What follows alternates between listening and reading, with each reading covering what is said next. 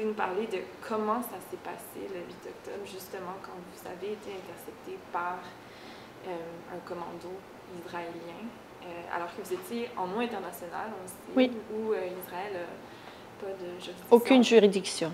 Donc, c'est un acte de piraterie. Parce que quand, tu sais, même pour la navigation, il y a des lois. Pour la guerre, il y a des lois.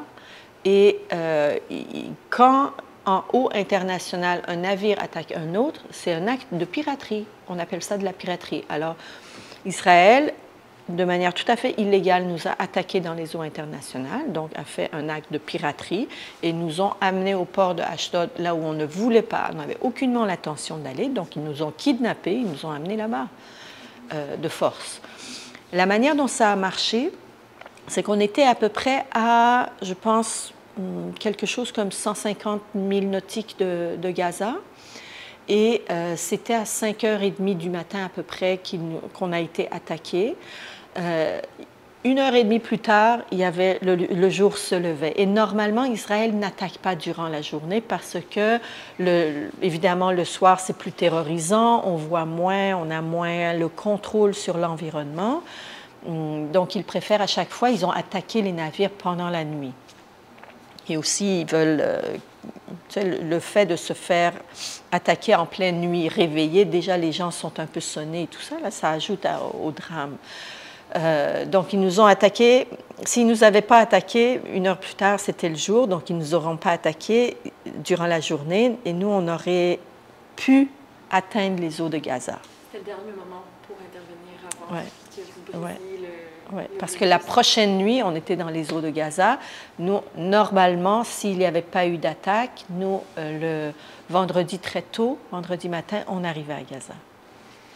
Alors, donc, ils nous ont attaqués. On s'attendait un peu parce que c'était à partir de ce moment-là où les autres bateaux, à peu près dans cette zone où les bateaux avaient été interceptés. Donc, on s'est dit, ça se peut qu'ils nous attaquent, sinon ça sera la nuit prochaine, ou sinon, si tout se passe bien, et Israël, si nos pays avaient mis assez de pression sur Israël pour ne pas attaquer le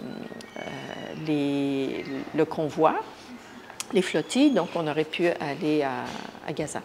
Donc, vers 5h30, ils arrivent avec des hélicoptères de l'armée, 2 hélicoptères de l'armée, de chaque hélicoptère. Donc, ça fait beaucoup de bruit, beaucoup de vent.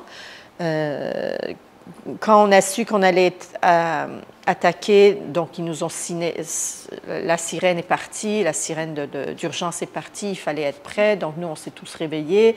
Puis, on savait qu'est-ce qu'il fallait faire, on savait exactement où on allait se mettre, il fallait mettre les gilets de sauvetage, on était prêts. Le temps qu'eux, ils débarquent dans le bateau, nous, on était déjà la centaine de personnes. On était sur le pont, nos gilets enfilés, nos mains en évidence. Puis, parce que ils le savaient qu'on était non violents, qu'on était non armés, qu'on n'avait pas l'intention de se battre contre eux, encore moins de résister, parce qu'on faisait, de toute façon, on ne faisait pas la force. Hein. Eux, ils étaient armés jusqu'aux dents. De chaque hélicoptère, il y a 8 commandos qui sont descendus par des cordes. Quand ils ont descendu leur commando, le premier hélicoptère est parti, le deuxième hélicoptère est arrivé, les autres sont descendus.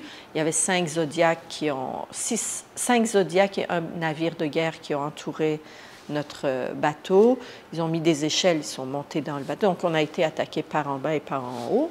Il y avait combien de personnes Je pense qu'il y a une trentaine ou quarantaine de commandos qui sont arrivés sur le navire. Et avec beaucoup de bruit, très, très surarmés, là. Ils étaient armés jusqu'aux gants, cagoulés, tout. Ils avaient tout. Puis c'était la nuit, donc eux, ils avaient des trucs infrarouges. Puis après ça, de la lumière. Puis leurs lunettes infrarouges aussi. Ah ouais, ils ont débarqué sur le bateau comme si nous, on était un truc de l'armée. Comme si on était une armée ennemie. Comme si vous étiez armés. Comme si vraiment on était une armée ennemie. Ils ont débarqué là pour nous neutraliser. Et tandis que nous, quand ils sont débarqués et les hélicoptères sont partis, donc le bruit s'est estompé un peu, On criait « We are medics, we are journalists ». Puis nos mains étaient soit comme ça, donc mis en évidence. C'était évident qu'on était des pacifistes et qu'on n'allait pas résister. C'était absolument évident. Vous le disiez depuis le début. Et on le disait depuis le début. Puis d'ailleurs, eux, ils nous ont suivis tout le long. Hein. Ils savaient que dans aucun des bateaux, il y avait eu de la résistance. Et ce n'était pas le point, tout ça. Mais c'était une tactique d'intimidation. Donc, c'est comme ça, de manière très, très agressive et violente. Ils ont débarqué sur le bateau. Ils nous ont, un par un, ils nous ont déplacés. Après ça, dès qu'ils ont débarqué, ils ont commencé à chercher où sont les caméras. Parce qu'ils savaient qu'il y avait des caméras. Ils nous suivaient. De toute façon, sur le net, eux aussi, ils nous suivaient. Donc, ils sont allés casser toutes les caméras. Puis...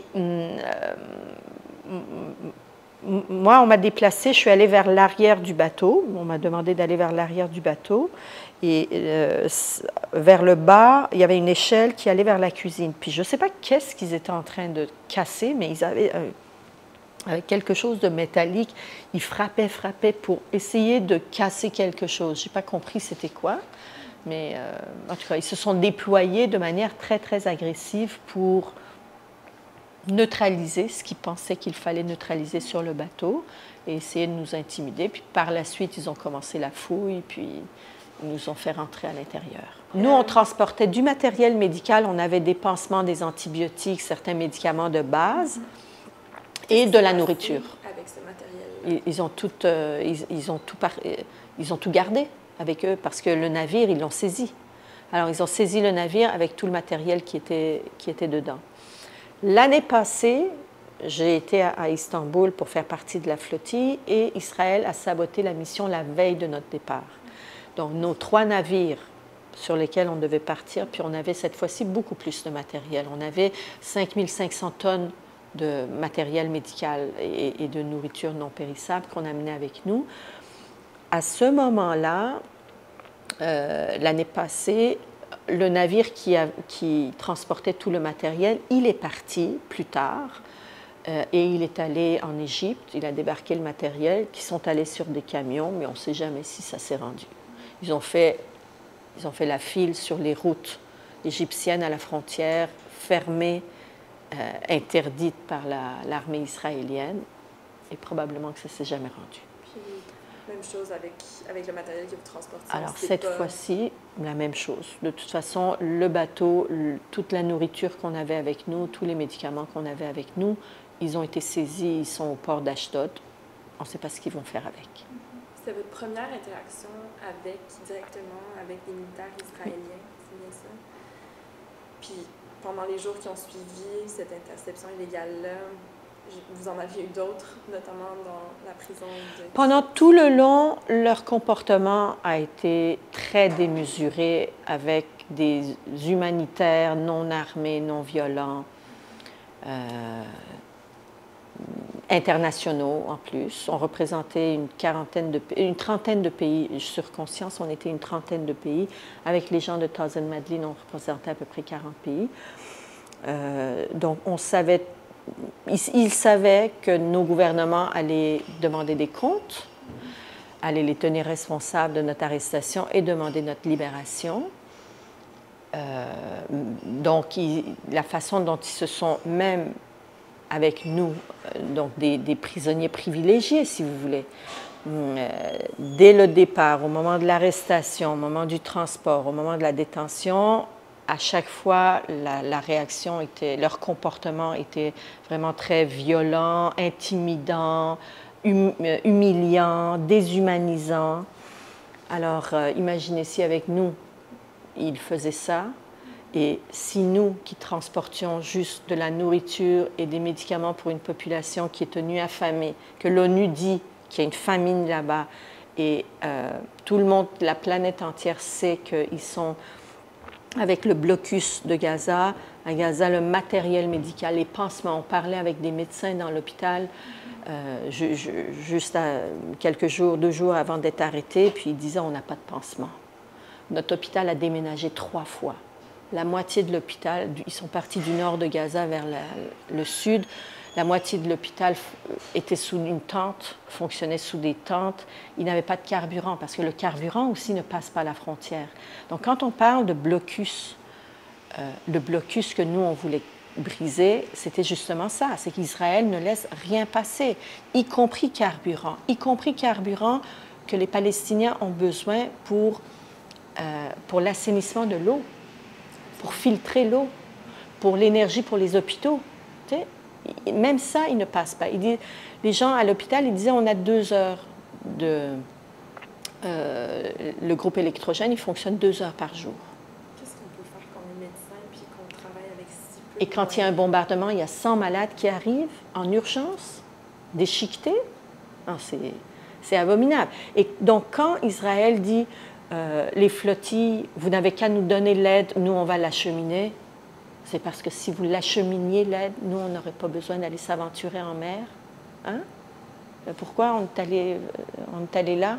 Parce que justement, vous bloquez l'arrivée de ce genre de matériel. Et si on regarde, j'ai parlé des conventions et de la réglementation de la mer, la guerre aussi a de la réglementation. Il y a des réglementations pour la guerre. On ne bombarde pas des populations civiles, on ne bombarde pas, on ne cible pas des écoles, on ne cible pas des hôpitaux, on ne cible pas des installations d'épuration d'eau en guerre. Et pour ces populations qui sont dans ces conditions-là, bien, les organismes internationaux apportent de l'aide. On ne cible pas ceux qui apportent de l'aide humanitaire. On ne les bombarde pas. Et Israël fait tout ça. Donc, sur toute la ligne, Israël est en flagrante violation de tous les principes internationaux. Absolument. Puis, y compris, on le sait, pas juste depuis le 7 octobre 2023 non plus. Ça fait 18 ans. Ça fait 18 ans que Gaza est sous siège. Exactement. On en parle comme si tout avait commencé le 7 octobre. C'est pas vrai. Le 7 octobre, c'est triste ce qui s'est passé. C'est une horreur ce qui s'est passé le 7 octobre. Mais le 6 octobre aussi, c'était une horreur. Le 5 octobre aussi, c'était des horreurs qui se passaient. Et toutes ces années-là, c'était des années d'horreur que vivaient les Palestiniens. Le 7 octobre, c'est triste, mais ça a comme éveillé le monde à un problème qu'on ne voyait pas. Puis une de ces manifestations, de ces horreurs-là, c'est notamment dans les prisons israéliennes, où on sait qu'il y a énormément de Palestiniens qui sont détenus, parfois sans même avoir été accusés même de des enfants. Même des enfants. Vous avez eu un aperçu très minime, puis encore une fois, vous étiez une ressortissante étrangère d'un pays qui est allié avec Israël, donc vous avez probablement un traitement de faveur, oui. De ce que c'est. Est-ce que vous pouvez nous parler de comment ça s'est passé, comment vous êtes arrivé, comment on vous a amené du port d'Ashdod jusqu'à la prison de... Alors, quand on nous a descendus du bateau au port d'Ashdod, ils nous ont mis sur l'asphalte au port, à genoux, sur l'asphalte, où on est resté pendant 2 heures, 3 heures. Et certains d'entre nous, on avait les mains attachées par en arrière avec des tie wraps. Et c'est ça. Ça, c'était dur. Hein?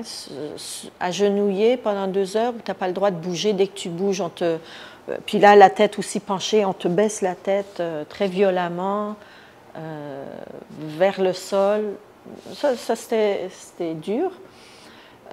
Par la suite, ils nous ont enlevé les tie wraps, on a passé les douanes, ils devaient fouiller nos matériels. Ils nous ont confisqué tout ce qui était, tous nos t-shirts. Ils nous ont confisqué tous nos t-shirts où il y avait des écrits dessus. Alors, évidemment, tous nos t-shirts tous nos vêtements qui avaient un signe de la Palestine, un drapeau de la Palestine, le kéfier, peu importe, ils les ont jetés à la poubelle. Mais moi, je suis iranienne d'origine. Donc, j'avais mon t-shirt Femme vie liberté avec moi. Même ça, ils l'ont jeté. Là, le soldat, il a vu, il a dit « Mais ça, c'est pour la démocratie en Iran.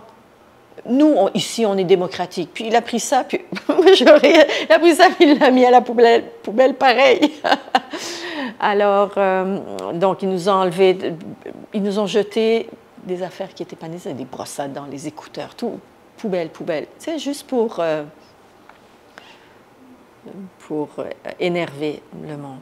Ou de la violence gratuite. Moi, il fallait enlever les bijoux. Ben, moi, mon anneau, il ne sortait pas. Alors, j'ai dit, mais donnez-moi du savon ou quelque chose, je vais pouvoir le sortir.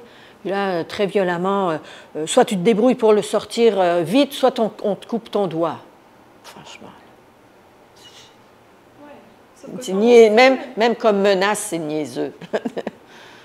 Alors, bref, donc c'était un comportement comme ça. On a passé toute cette partie-là où on nous a dit qu'on était accusés d'être rentrés illégalement en Israël. On a tous refusé. On a dit on n'est pas rentrés illégalement en Israël. On a été kidnappés et vous nous amenez de force ici. Non. Donc personne n'a signé cette fameuse acte d'accusation. On n'a pas accepté parce qu'on a dit non, on n'est pas venu illégalement en Israël. Par la suite, on a eu droit à des avocats. Alors, il y a toute une organisation de Palestiniens et Juifs en Israël qui s'appelle le groupe Adala, et eux, ils nous prennent en charge. Ils sont tous bénévoles et ils nous parlent de nos droits, ils nous demandent quel traitement on a reçu pour pouvoir témoigner de tout ça. Et ils nous conseillent sur quoi faire, quoi répondre et quoi pas faire. Et si on a besoin de médicaments, si on a des conditions particulières et tout ça, ils essayent de s'occuper de nos droits, de faire prévaloir nos droits. Donc on a vu les avocats et par la suite, une fois que ce procédé était fini, on nous a amenés en prison. Donc la prison,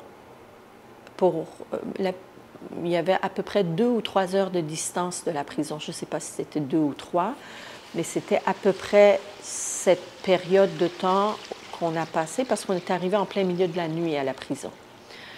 Le bout où on est amené en prison aussi, c'était assez épeurant, terrorisant, je dirais, terrorisant. C'était comme, j'imagine, une espèce de camion ou genre d'autobus, mais ce n'était pas un autobus normal, mais un gros véhicule où il y avait plein de cages dedans, des cages métalliques, où il y avait l'équivalent d'un dossard, un siège, puis c'était fermé jusqu'en bas. En dessous aussi, c'était métallique, puis il y avait un mur, donc nos genoux, ils cognaient le mur. Juste assez, oui, juste une place pour s'asseoir. Et avant de nous mettre là-dedans, on nous a, encore une fois, taille-râpé les mains et bandé les yeux. Donc, et pour nous, parce qu'il fallait monter dans cette histoire-là, donc on nous tenait par la manche pour nous amener, pour monter les escaliers et tout ça, et monter les marches pour aller dans cette cage-là.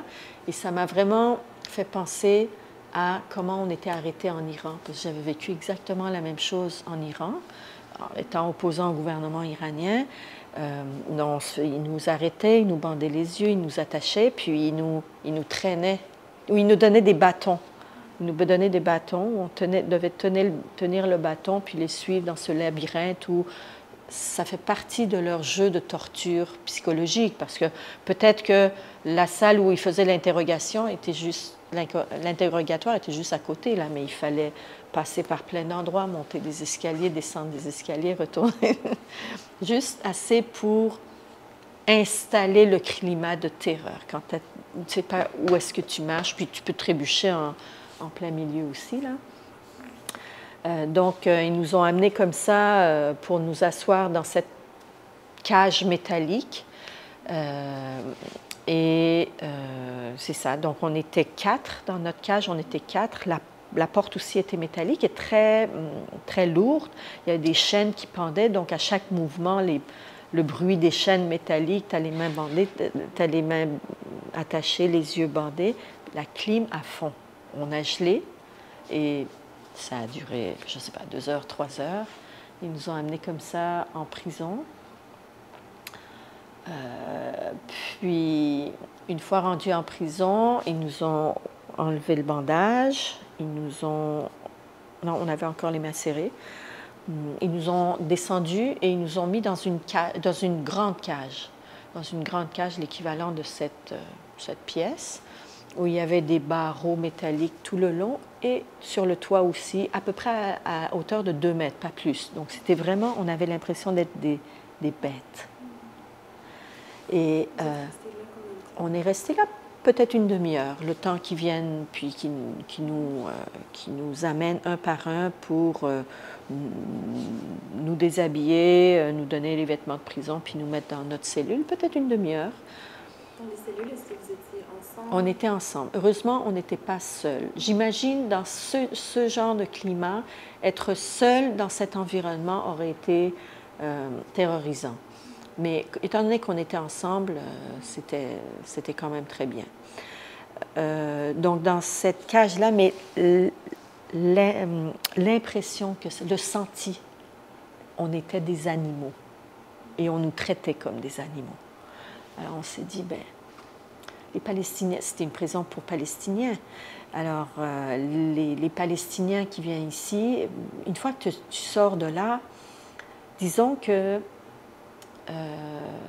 si jusque-là tu faisais de l'action non violente où tu te protestais en écrivant des lettres et signant des pétitions, ben là tu vas une coche plus loin parce que ça donne juste de la rage. C'est très, très déshumanisant.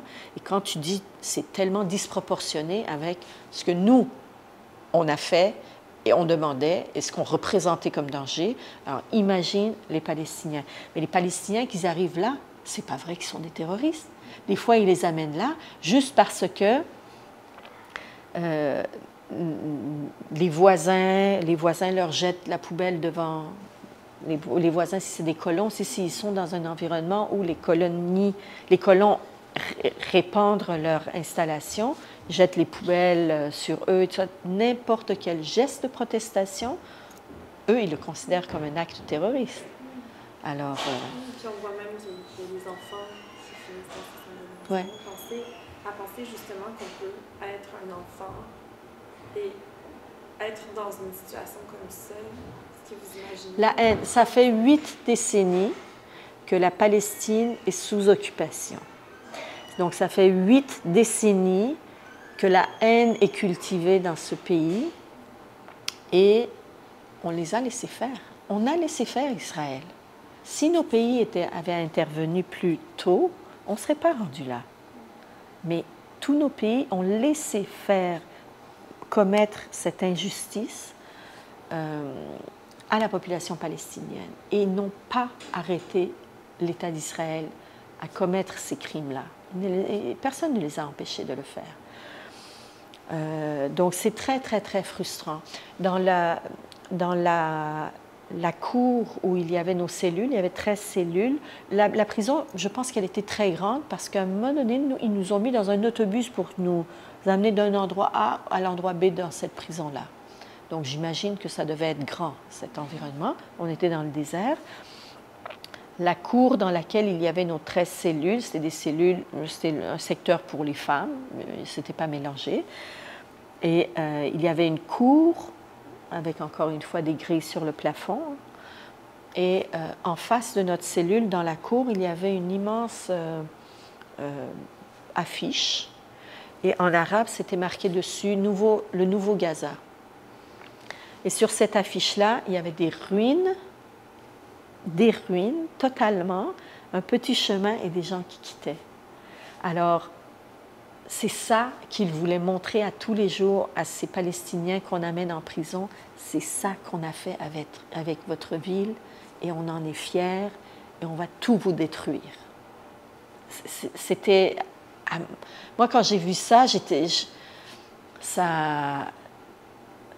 j'ai trouvé ça puissant, comme... puissant dans le sens négatif. Hein?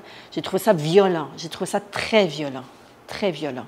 Absolument, surtout qu'on sait que cette prison qui est dans le Negev, qui n'est pas très loin de la bande de Gaza non plus, qui est pratiquement c'est la prison qui est la plus proche de la bande de Gaza, Moi, je n'ai pas entendu, mais il y a des gens, les garçons, qui disaient, les hommes qui étaient avec nous, qui disaient dans leur secteur, ils ont entendu des tirs toute la nuit, des bombardements toute la nuit.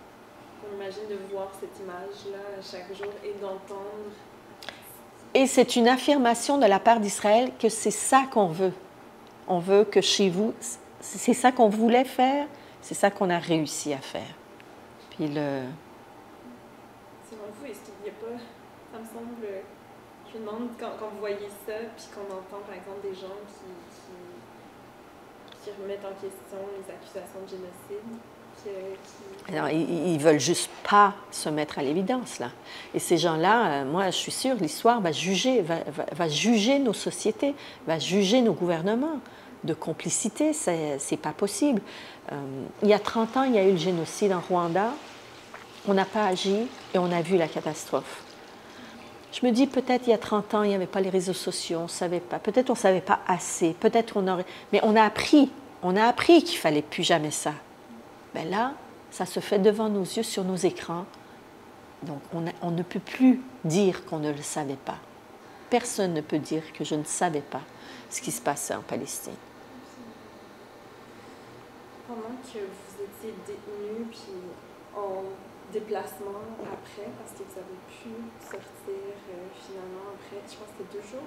Oui, on est resté juste 2 jours, mais pendant ces 2 jours-là, on nous a menacé de nous électrochoquer par des tasers, on nous a menacé de nous envoyer du gaz lacrymogène.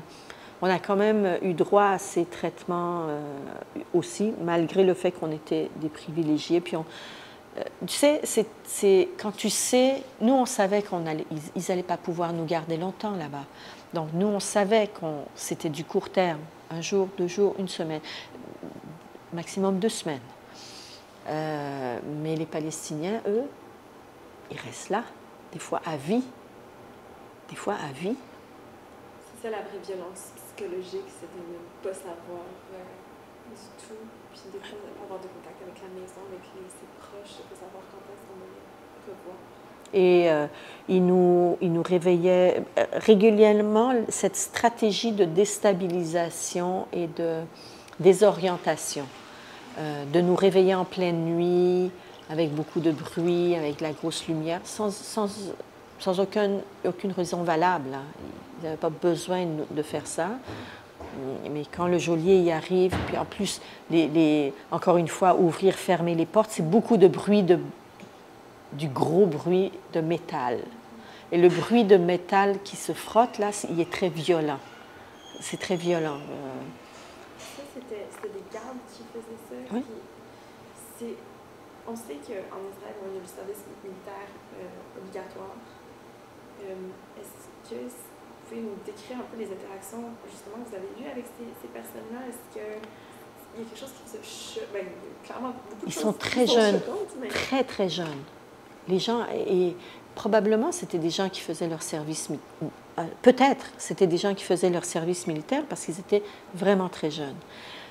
On avait peu de contact avec eux parce qu'ils ne parlaient ils parlaient que le hébreu. Ils savaient dire come, go, sit, up,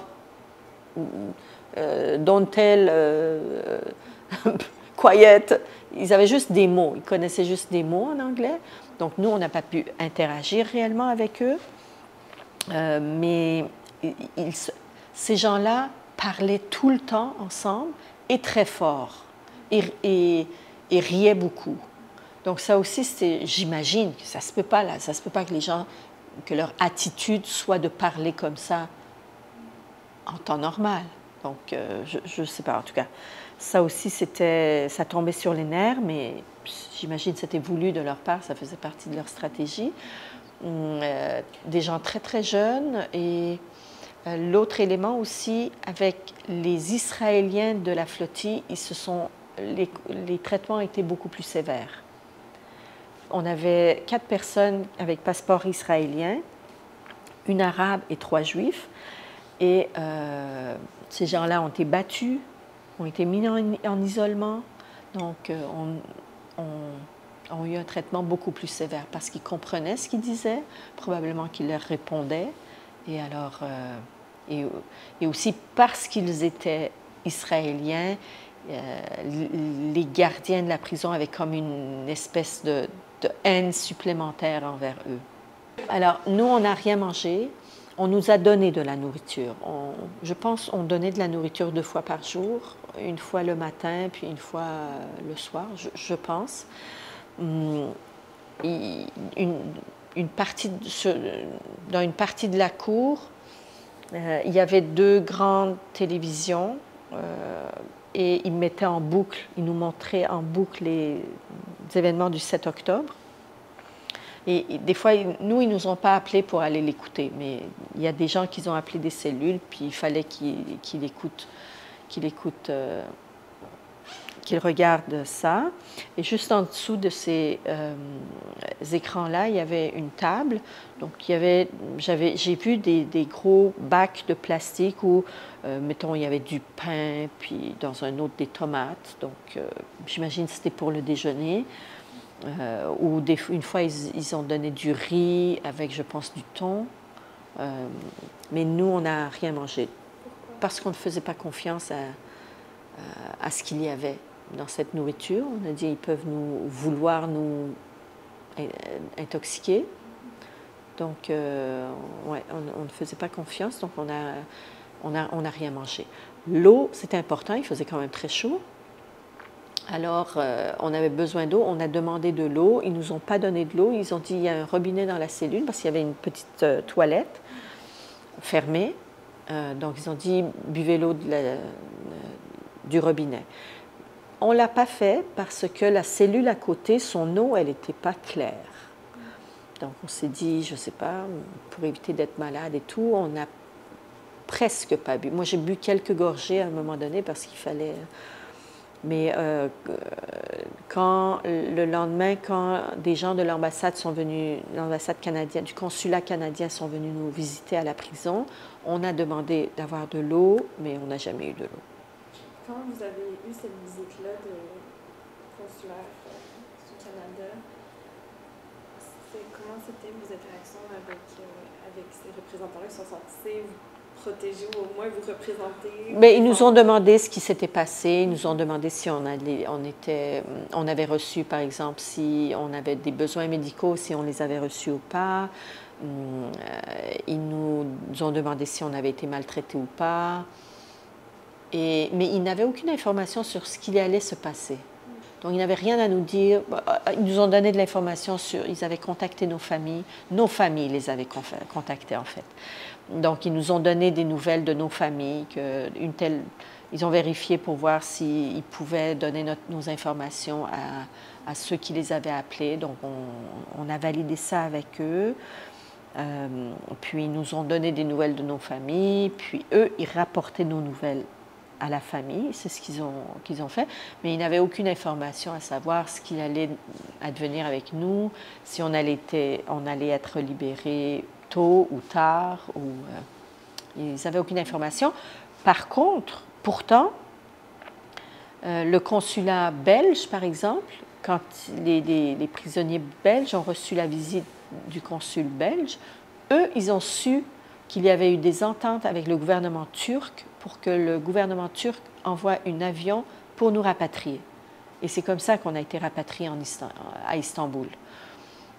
Donc, quand on a été libérés, on a été envoyés à Istanbul. Mais notre consul, il n'était pas au courant.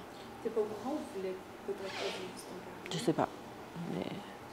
Puis, tous les épisodes de violence psychologique que vous avez vécu, que vous avez observé pendant votre séjour dans cette prison, vous les avez rapportés au service consulaire canadien? Le mauvais traitement, oui, on l'a rapporté. C'était quoi leur réaction par rapport à ça? Ils notaient. Ils sont au courant, mais ils ne font pas grand-chose. Qu'est-ce que ça...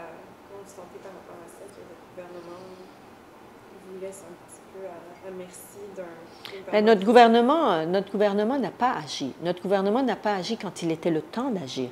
Le Canada a des leviers diplomatiques et des leviers économiques qu'il peut utiliser pour empêcher Israël de violer les lois internationales, empêcher Israël d'attaquer les gens dans les eaux internationales, empêcher Israël de violer la Convention de Genève pour ne pas laisser empêcher l'acheminement de l'aide humanitaire à des populations bombardées ou à des populations qui sont affamées.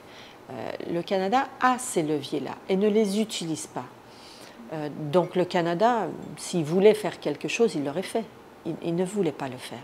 Pourtant, Mme Annan, elle ne cesse de dire que Gaza a besoin d'aide, la population est dans un très mauvais état, il faut que l'aide humanitaire leur soit acheminée et ça prend un corridor sécuritaire. Nous, on offrait tout ça. On offrait de l'aide humanitaire et on utilisait un passage qui, en temps normal, devrait être sécuritaire. On ne dérangeait personne, nous, sur nos eaux, là. On n'était pas en territoire israélien, on n'était pas en territoire de guerre, on n'était rien. C'était les eaux internationales. Donc le Canada n'a pas voulu agir. Il ne le fait toujours pas. Et ne le fait toujours pas. Ne le fait toujours pas. Justement, parlant de on continue à vendre des armes à Israël, alors. C'est sûr que ça n'aide pas. En parlant de la situation humanitaire à Gaza, justement, comme pendant que vous étiez en prison ou en déplacement, il y a eu un accord de cessez-le-feu qui... C'est une première phase, en tout cas, qui est en place pour l'instant, touche du bois. Mais la situation humanitaire à Gaza est catastrophique. Le plan de paix, j'y crois pas. Le cessez-le-feu, non plus. Les termes du cessez-le-feu, j'y crois pas. Je ne pense pas que ça va tenir. De toute façon, ce n'est pas la première fois où il y a un cessez-le-feu, c'est la 3e fois. Et à chaque fois, Israël n'a pas respecté les termes du contrat. Je ne pense pas que cette fois-ci non plus, ils vont le faire. Et ils ont d'ailleurs montré qu'ils n'allaient pas le respecter. 600 camions par jour devaient être acheminés à Gaza. Ils en ont laissé passer juste 300. Et encore là. C'est ça. Sur la libération des prisonniers politiques, des prisonniers palestiniens, un des prisonniers palestiniens que tout le monde voulait qu'il soit libéré, c'était Marwan Barghouti. Ils n'ont pas voulu le libérer. Donc, je ne pense pas que ce plan-là va tenir. Et maintenant, ils disent que le Hamas ne leur a pas donné les bons corps. Puis, tout est bombardé. Comment tu veux qu'ils les trouvent, même s'ils voudraient? Hein? Ils ont tout bombardé. Les gens qui sont de retour, les 500 000 personnes qui sont de retour à Gaza, à pied, à vélo, à chariot, à charrette, ils arrivent et ils ne retrouvent rien parce que rien n'est à sa place. Les maisons ne sont plus à leur place, les écoles, les hôpitaux ne sont plus à leur place. Alors, tu veux que une personne qui a été enterrée où il n'y a aucun signe, comment tu veux qu'il les trouve? Même si dans un monde idéal, c'est le feu tenait, en tout cas, je me demande en tant qu'épistémologiste, la situation sanitaire est tellement terrible et tellement, je dirais, irréversible, dans le sens où il y a tellement de choses à réparer en même temps, les hôpitaux. Pas irréversible, mais terrible. Parce que si les conditions sanitaires vont très mal et justement quand on parlait avec les gens de l'hôpital, je ne me souviens plus du nom de l'hôpital, quand on parlait avec les gens de l'hôpital, celui qui avait été déplacé 3 fois, je leur ai demandé s'il y avait des épidémies en cours, s'ils craignaient le pire et tout. Et il y avait beaucoup d'épidémies dermatologiques. Conditions d'hygiène très mauvaises. Donc, ça, c'est le genre de choses qui restent, qui se développent et qui restent. Mais tout ça avec un apport suffisant en alimentation, avec un apport suffisant en produits hygiéniques, avec un apport suffisant en eau et en salubrité, bien, avec la reconstruction et tout ça, c'est pas irréversible, mais c'est catastrophique quand même. Et l'hiver arrive, s'il n'y a pas d'eau, s'il n'y a pas de toit, la situation est très désastreuse. Mais la volonté de ce peuple de ne pas laisser ce qui reste de leur terre être envahi est incroyable. Ils n'ont rien, mais ils veulent montrer à Israël que ce bout-là, là, on ne vous le cédera pas. Puis le reste, on va aller le prendre, on va le reprendre. Ils ne pourront pas anéantir les Palestiniens. Et même si Netanyahou insiste pour dire qu'il ne laissera jamais la Palestine exister, ils ne pourront pas. Ça fait 80 ans qu'ils s'attellent à la destruction et à l'anéantissement de ce peuple et de ce pays. Ils n'ont pas réussi. Ils ne vont pas pouvoir le faire. Pendant 80 ans, les gens de génération en génération, ils sont nés dans les camps de réfugiés, ils sont nés et ils sont décédés dans des camps de réfugiés, mais les générations futures qui viennent, c'est les Rima Hassan qui se retrouvent au Parlement européen et qui reviennent pour la lutte. Ce sont les Howeida Araf qui étaient avec nous, plein d'avocats, des professionnels de la santé. Nous, on avait un médecin palestinien, un orthopédiste palestinien avec nous, né dans des camps de réfugiés en Jordanie. Et maintenant, il est médecin et il vient. L'autre à Amman, la même chose. Donc, ces générations n'ont pas oublié à quoi ils appartiennent et à où ils appartiennent. Et donc, Israël n'arrivera jamais à anéantir, à faire disparaître la Palestine. Et dans le fond, avec leur acte, leur façon de faire, ils n'amènent ni sécurité pour les Juifs, pour les Israéliens, ni sécurité pour les Palestiniens. Donc c'est un projet, c'est une perte pour tout le monde. Même en Israël, ils n'ont pas la sécurité. Ils n'ont pas la sécurité parce qu'ils n'ont pas la justice. Comment tu veux vivre dans une société aussi injuste et vivre en sécurité? Ça ne marche pas. Vous dites que vous étiez sur la flottille avec beaucoup d'autres nationalités. Est-ce que vous avez l'impression qu'il y a d'autres gouvernements, d'autres pays qui ont réagi différemment que le Canada? Alors oui, la réaction des pays a été très différente parce que la flottille, elle est partie dans le même moment où il y avait le mouvement de la reconnaissance de la Palestine, le Canada, la Belgique, l'Italie, l'Espagne, tout ça. Et donc, l'attitude des pays occidentaux, le 3/4 des pays du monde ont déjà reconnu la Palestine, ça fait longtemps. C'est une poignée de pays qui pensent que le monde leur appartient, qui n'ont pas encore reconnu la Palestine et qui tiennent le monde en fait en otage avec leur position.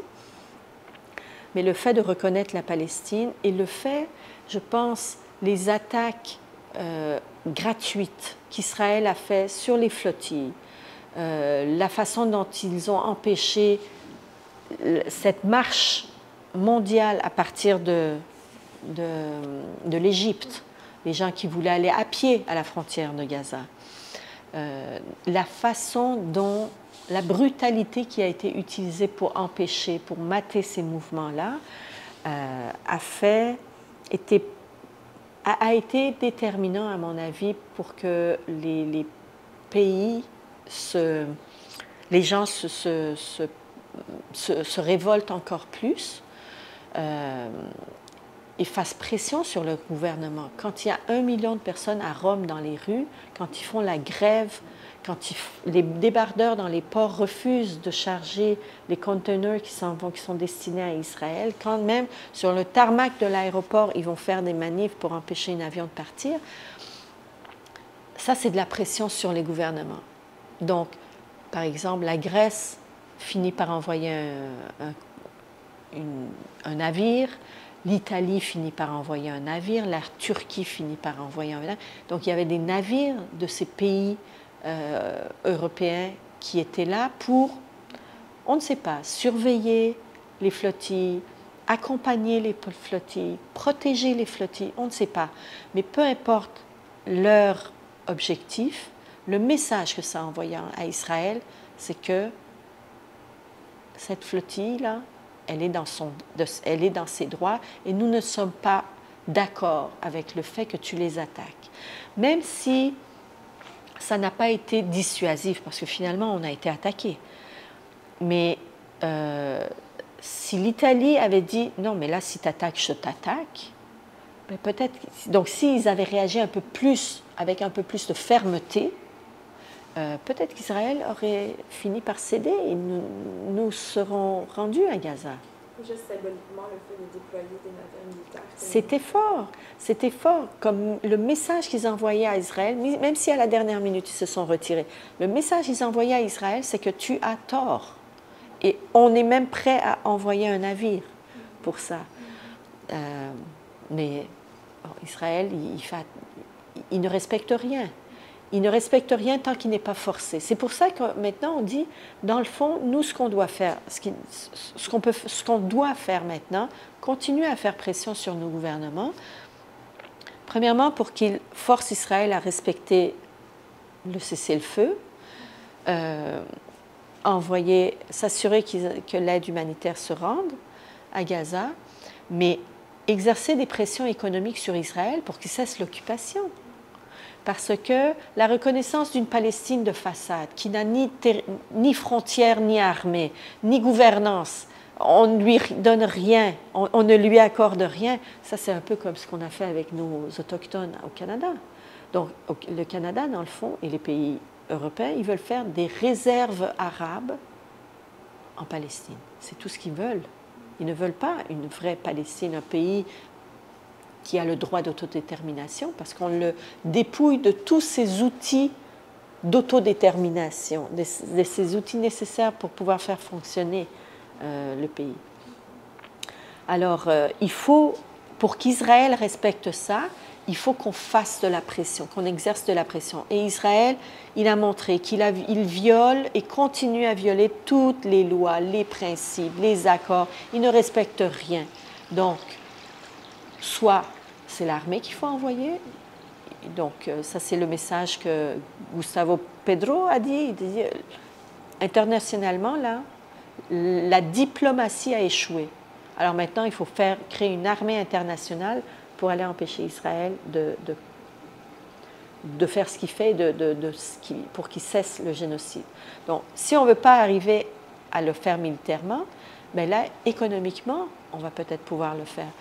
La fois où Israël s'est mis à la table de négociation pour Oslo, même si Oslo a échoué, c'était à cause des sanctions économiques, l'Europe a dit on coupe tous les contrats. Alors, il faut exercer de la pression sur Israël pour le forcer à respecter. On ne lui demande rien d'extraordinaire. On dit il y a des normes qu'on s'est données après la Deuxième Guerre mondiale collectivement pour essayer de vivre un peu en paix. Respecte-les. Il faut que, si on veut que tout le monde le respecte, ben l'Israël aussi fait partie, les États-Unis aussi fait partie des pays qui doivent les respecter. On demande juste le respect de ça. Mais pour ça, on sait qu'ils ne vont pas le faire, il faut les forcer. Donc, faire pression sur le Canada pour que les relations économiques soient conditionnelles au respect des droits humains et au respect des principes internationaux. Ça fait partie de la campagne de communication qu'Israël a mis de l'avant, puis qui met systématiquement de l'avant, qui a vraiment préparé le terrain, même avant, je pense que c'était au tout début, quand la flottille se préparait, c'est la Soumoud avant vous, qui ont justement acquis l'État israélien a posé cette étiquette de terroriste. Puis on sait que quand Israël fait ça, a une tendance à le faire très, très fort envers les Palestiniens aussi, mais envers tous ses opposants de plus en plus, encore plus depuis le 7 octobre. Ouais. Quand vous avez reçu cette étiquette-là, est-ce que ça vous a surpris? Est-ce que ça... C'est quand même grave d'accuser des humanitaires que vous êtes des terroristes, d'étiqueter des humanitaires que vous êtes des terroristes. Si vous amenez de la nourriture à une population affamée, vous êtes des terroristes. Si vous amenez des médicaments à une population qui est sous les bombes et on sait à quel point ils en ont besoin, on est des terroristes. Ça montre à quel point ils ont le terrorisme facile. Ils déforment la réalité, ils amènent leur propre narratif et ils essayent de convaincre les gens avec des des mots graves. Israël essaye de convaincre le monde international qu'ils sont dans leurs droits parce qu'ils font face à des terroristes. Nous savons très bien qu'on n'est pas des terroristes. Nos gouvernements savent très bien que nous ne sommes pas des terroristes. Ceux qui nous ont attaqués sont des terroristes. On a été attaqués par des terroristes. On a été attaqués par des pirates, kidnappés. Et c'est nous les terroristes? Parce qu'on a des antibiotiques et des bandages avec nous? Non, ça, c'est pas sérieux. Mais Israël, tout acte de résistance, de défiance, de désobéissance, pour eux, c'est considéré comme un acte de terrorisme. Donc, on voit à quel point leur récit est erroné, leur version de l'histoire est erronée. Et alors, nous, quand on voit avec nous, ils font ça, alors quand ils traitent les Palestiniens de terroristes, ils doivent être comme nous, là. Est-ce que ça vous a fait peur de... C'est sûr que ça fait peur parce que quand un gouvernement israélien qui est très, très imprévisible et qui n'est pas gêné à déployer des moyens très, très forts et agir de manière terroriste, parce qu'ils agissent, c'est un État terroriste. Israël est un État terroriste. Alors, quand ils nous donnent cette étiquette-là, c'est qu'ils veulent dire qu'on va se permettre toutes les violences. C'est sûr que ça fait peur. C'est sûr que ça fait peur. Parce qu'ils ont utilisé ça pour dissuader les gens d'y aller. Et ils ont dit qu'on ne va pas se comporter avec vous, maintenant qu'on vous a donné le label de terroriste, on ne va pas se comporter avec vous comme on a fait avec les autres flottilles. Dernière question. Malgré justement toute cette propagande contre les flottilles, malgré tout ce que vous avez subi, vécu pendant la dernière semaine, les 2 dernières semaines, est-ce que s'il y avait une autre flottille qui se préparait, si il y a encore un blocus de la bande de Gaza, puis on sait que les choses sont très up in the air, mais si la situation venait à continuer, puis qu'une autre flottille se préparait, est-ce que vous recommenceriez? Si l'aide humanitaire arrive à Gaza et si le cessez-le-feu est respecté et le siège de Gaza est levé, on n'a plus besoin de faire la flottille. Mais si ce n'est pas le cas, oui.